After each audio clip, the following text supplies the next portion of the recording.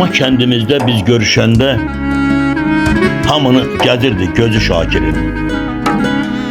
Çox gözəl bilirik eldə, obada, böyükdür hörməti düzü Şakirin. Gördük kəndimizi gözümüz aydın. Sevirəm kəndimin doğmasın yadın. Tarixə yazmışam Şakirin adın.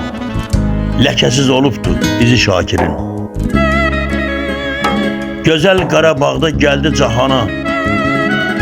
Dəyərli oğuldu Azərbaycana. Ömrün 30 ili düşdü xəzana. Olmadı baharı yazı Şakirin. Əlində kamera düşdü çöllərə. Getdi müharibə olan yerlərə. Onun igidliyi düşdü dillərə. Heç vaxt bükülməyib dizi Şakirin. Hər gün əskərlərlə görüşdü Şakir. Təzə xəbərləri bölüşdü Şakir. Əlində kamera döyüşdü Şakir. Əməli mat qoydu bizi Şakirin. Atası olubdu xeyrxah kişi. Yaxşılıq olubdu daim vərdişi. Tərifə layiqdir onun hər işi. Ağdı el içində üzü Şakirin. Baxma gözəlliğini itirib kəndim. Dünyaya dahilər yetirib kəndim. Şakir tək oğullar yetirib kəndim. Dillərdə dastandı sözü Şakirin. Arzular çin oldu şükür bu günə. Hamı qaydacaq doğma kəndinə. Tarix yazan şair o deyir mənə, minə bərabərdir yüzü Şakirin. Heç vaxt unudulmaz dəyərli insan. Şakirin qiymətin verəcək zaman.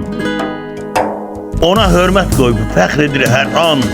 Öz eli, oğlu, qızı Şakirin. Bilir Allah verdi bu bir həyatdır. Adında kəndinin adın yaşatdı. Şakir arxiviyle neler yarattı. Bizlere gərəkdir özü Şakirin. Bizlere gərəkdir özü Şakirin.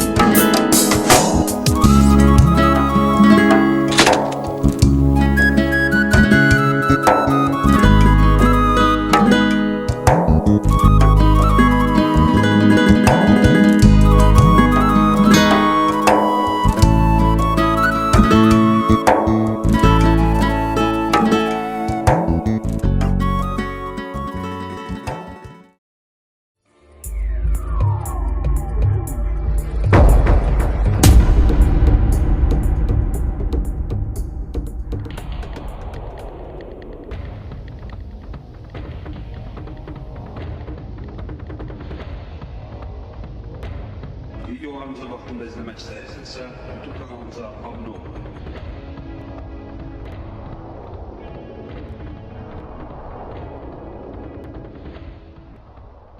Kanal Anası TV.